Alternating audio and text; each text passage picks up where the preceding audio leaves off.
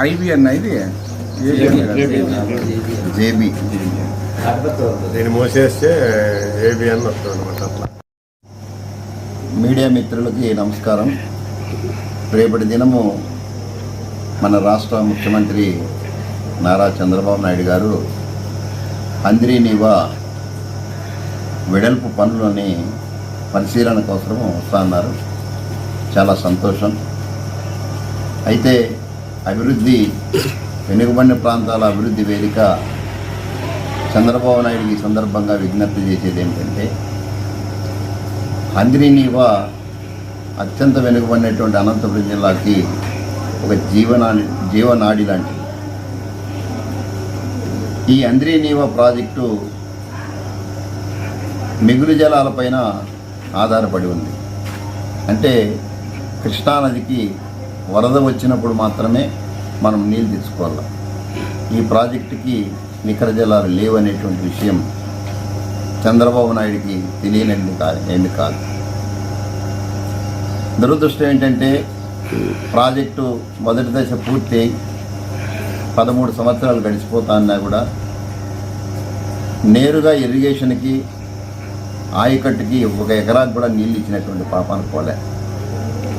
ఈ జిల్లా అత్యంత తక్కువ వర్షపాతం కలిగిన జిల్లా అని, ఎడారిగా మారబోతుందనేటువంటి విషయాలు కూడా ఈ రాష్ట్ర ప్రభుత్వాలకి చంద్రబాబు నాయుడు గారికి తెలియనటువంటి విషయం కాదు. ఈ సందర్భంలో గత వైసీపీ ప్రభుత్వం మేము అధికారంలోకి వచ్చిన వెంటనే 6,000 క్యూసెక్కుల సామర్థ్యంతో అంద్రీనీవా కాలువను చేపడతామని చెప్పి వాళ్ళు కట్టిన మన్ను కూడా వేయలేదు.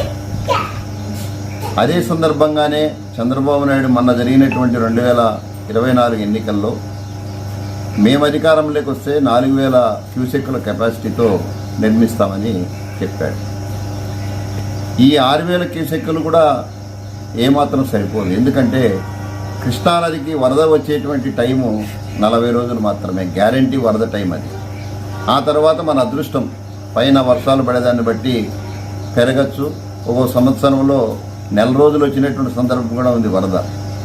అట్లాంటి సందర్భంలో రోజుకి 11,000 క్యూసెక్కులు నీళ్లు మనం తెచ్చుకోలేకుండా పోతే, అంటే 1 టీఎంసీ రోజుకి తెచ్చుకోకుండా పోతే 40 టీఎంసీలు ఈ ప్రాజెక్టు ద్వారా మనం తీసుకొచ్చేటువంటి పరిస్థితి లేదు. ఆ విషయం కూడా వాళ్ళకి తెలియనటువంటిది కాదు. మరి రోజుకు 1 టీఎంసీ రావాలంటే 11,000 క్యూసెక్కుల సామర్థ్యంతో అంద్రీనీవా కాలువను ఏర్పాటు చేయాల్సినటువంటి అవసరం ఉంది. మరి 11,000 క్యూసెక్కులు నీళ్లు రావాల్సినటువంటి కాలువని ఈరోజు చంద్రబాబు నాయుడు గారు చెప్పినటువంటి మాట కూడా తప్పి 3,850 క్యూసెక్కులకే పరిమితం చేసి మేము వెడల్పు చేస్తాము అని చెప్పి మిత్రులకు, ముఖ్యంగా ఈ యొక్క ప్రెస్ మీట్కి వచ్చినటువంటి మా ఎన్నికబడిన ప్రాంత కమిటీ మెంబర్లందరికీ కూడా ధన్యవాదాలు. ముఖ్యంగా ఈరోజు మనకు చంద్రబాబు నాయుడు గారు ముఖ్యమంత్రి గారు ఈ కరూరు జిల్లా పర్యటనకు, అదేవిధంగా అంద్రీనీవా కాలువ ఎడల్పు విషయాన్ని పరిశీలించడానికి వచ్చినట్లు పత్రికల్లో విన్నాము, వస్తున్నట్లు. కానీ మాకైతే సంతోషమే. నిజంగా ఈ జిల్లా కరువు గురించి సమీక్ష చేసి కరువు జిల్లాగా, కరువు మండలాలుగా ఈ జిల్లాలో ఉన్నటువంటి అన్ని మండలాలని కరువు మండలాలుగా ప్రకటించాలని ఆశిస్తున్నాం. ఎందుకంటే ఈ జిల్లాలో ఇప్పటికే అకాల వర్షాల ద్వారా పండ్ల తోట రైతులు, అదేవిధంగా అరటి తోట రైతులు, మామిడి తోట రైతులు, చీనా రైతులు అందరూ కూడా బాగా ఇబ్బంది పడి ఈ అకాల వర్షాలతో నష్టపోయినటువంటి పరిస్థితి. వాళ్ళందరికీ నువ్వు వచ్చిన సందర్భంగా నష్టపరిహారాన్ని పరిపూర్ణంగా ఇవ్వాలని మేము కోరుతా ఉన్నాం. అంతేకాకుండా ఈ జిల్లాలో జరుగుతున్నటువంటి పనుల గురించి,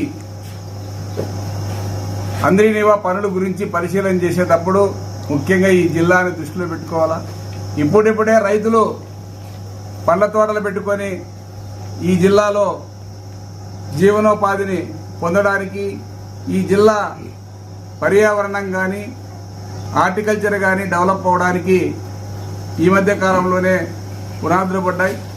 మరి అలాంటివన్నీ కూడా నువ్వు చేసే పని ద్వారా ఇప్పటికైతే అందరూ జిల్లాలో రైతులు, రైతు కూలీలు, మేధావులు,